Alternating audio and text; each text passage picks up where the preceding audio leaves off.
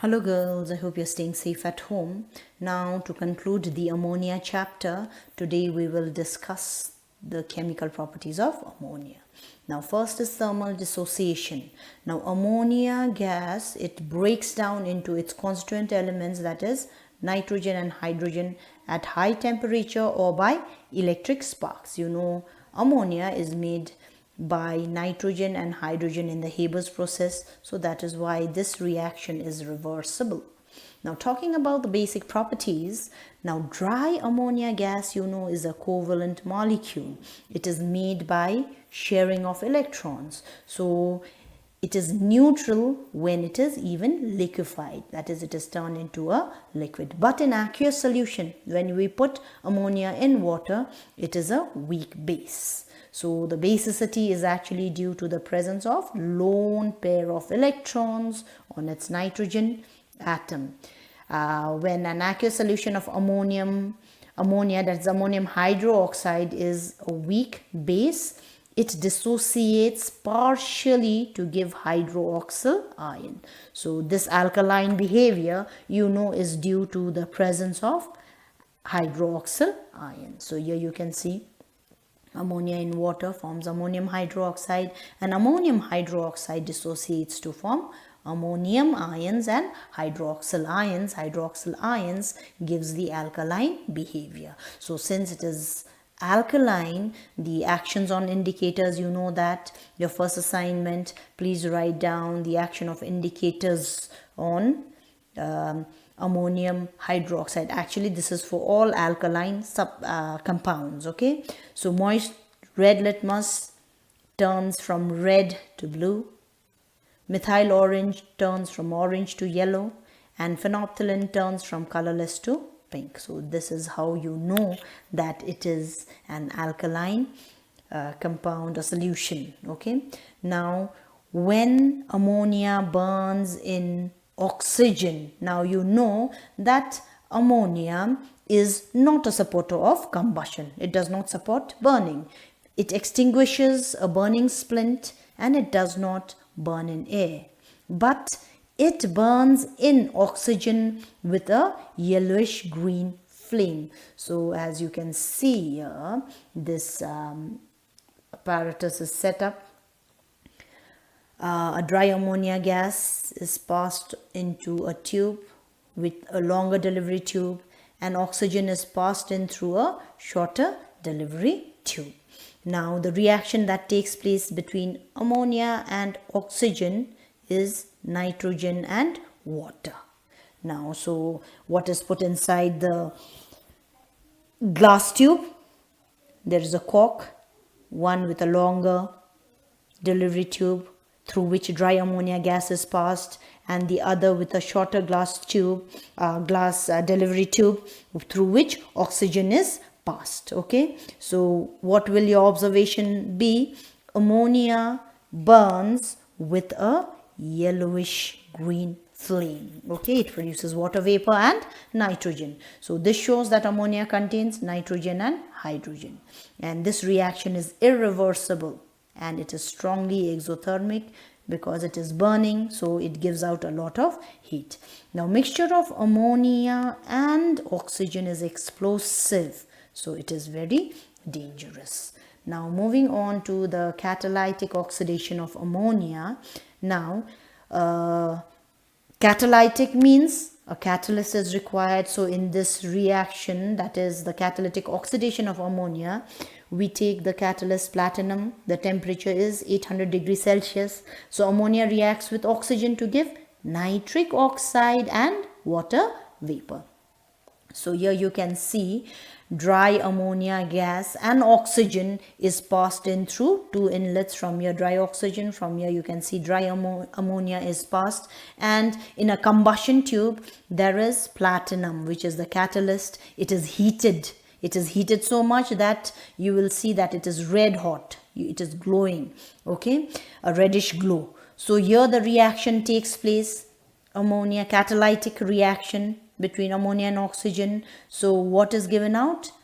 Water vapor, nitric oxide and a lot of heat. And when more oxygen is passed through, excess of oxygen, the nitric oxide combines with oxygen to produce reddish brown fumes of nitrogen dioxide. Okay, so that is your observation. Reddish brown vapors of nitrogen dioxide are seen in the flask because the nitric oxide produced in the reaction is oxidized by excess of oxygen, which keeps passing over the platinum catalyst.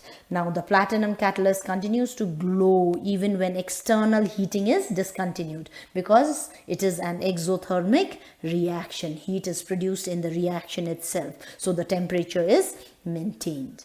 Now ammonia as a reducing agent, metallic oxides are reduced by ammonia. So ammonia reduces heated metallic oxides to give metals, water vapor and nitrogen. So if you pass ammonia gas over heated copper oxide, dry ammonia gas is passed through heated copper oxide in a combustion tube, what happens? It is reduced, okay, to copper, water vapor and nitrogen. Okay, so here ammonia, copper oxide is a black solid, turns into reddish brown solid. Please remember this observation: a black solid turning into reddish brown solid.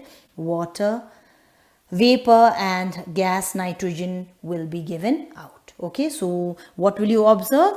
The black copper oxide is reduced to a reddish brown copper. Okay, so in the same way, ammonia reduces heated yellow lead monoxide to a grayish metallic lead. So this observation is also important, children. So this is the reaction you can see here. Lead oxide plus ammonia gives lead, water vapor and nitrogen gas will be released. So how is nitrogen gas collected? Here you can see it is collected over water by the downward displacement of water in a gas jar. And the water, there is a U-tube leading from here. You can see there is a U-tube which is dipped in cold water so that the water vapor will condense here and it is collected here. Okay, then how do you test for water? It turns anhydrous copper sulfate blue.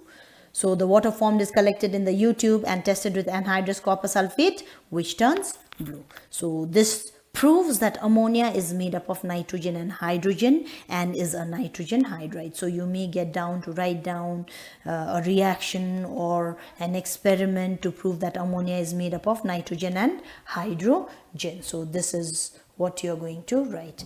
Now next is reduction of chlorine to hydrogen chloride. When chlorine reacts with ammonia, so here you can see reaction between ammonia and chlorine, it is reduced to hydrogen chloride. Okay, that is chlorine to chlorine, hydrogen will be attached here, you can see. So therefore it is reduced, chlorine is reduced.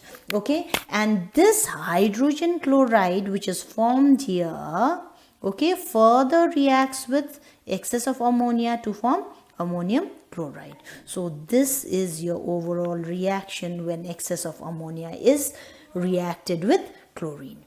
Now what is your observation here? Chlorine is a yellowish green gas, you know that. It disappears. The yellowish green color of chlorine, yellowish green, it will disappear and it will form dense white fumes of ammonium chloride. You know ammonium chloride are dense white fumes. It forms dense white fumes. Now when chlorine is in excess, the products are hydrogen chloride and yellow colored. Highly, when lots of chlorine is added, more of chlorine instead of ammonia, if more chlorine is given, then the products are hydrogen chloride and yellow colored highly explosive liquid. What is that highly explosive yellow colored liquid? It is nitrogen trichloride. So this is yellow in color and it is highly explosive. Okay, so these reactions which we just discussed shows that chlorine has a great affinity for hydrogen and ammonia is a reducing agent. So sometimes you may get to write down an equation to show that chlorine has a great affinity for hydrogen or ammonia as a reducing agent. So you'll write any of these equations we just discussed. Now moving on to reactions of ammonia with different acids. Okay, you know ammonia is a weak base. It accepts protons to form ammonium ion. So it reacts with acids to form ammonium salts. So here you can see ammonia and hydrogen chloride forms ammonium chloride, which is a solid. Two gases coming together to form a solid. This is an example of an equation where two gases combine to form a solid. Okay, ammonia and nitric acid forms ammonium nitrate. Ammonia and sulfuric acid forms ammonium sulfate.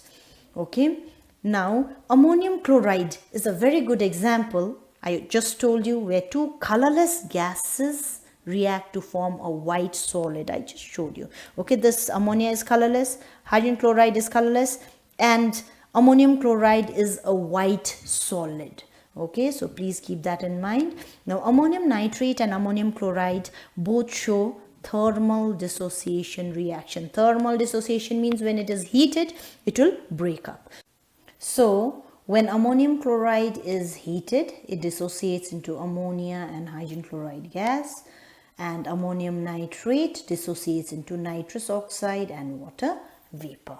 Now when we are talking about aqueous solution of ammonia, you know we are talking about ammonia which is dissolved in water to form ammonium hydroxide. So ammonium hydroxide reacts with acids to form salt and water, because ammonium hydroxide is an alkaline compound or solution. Okay, so ammonium hydroxide reacts with either hydrochloric acid, nitric acid or sulfuric acid to form the respective ammonium salts, ammonium chloride, ammonium nitrate, ammonium sulfate, and water. Acid and base gives salt and water only. Now reaction of aqueous solution of ammonia with soluble metals. Ammonium hydroxide reacts with soluble salts of metals. Okay, these salts of metals are soluble. So it gives insoluble precipitates of their respective metallic hydroxide. Exceptions are sodium and potassium. So this type of behavior is similar to sodium hydroxide solution and potassium hydroxide solution. So it is a precipitation reaction. So the precipitates formed by different metallic hydroxide differ in color and solubility. So ammonium hydroxide is used in qualitative analysis for identifying cations. If you remember, children, we have already done this in analytical chemistry. A quick recap.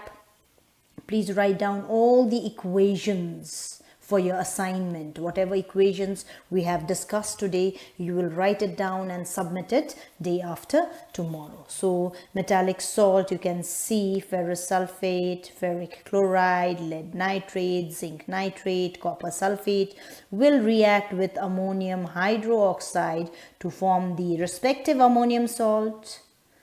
Metallic hydroxide, which is the precipitate which has a characteristic color.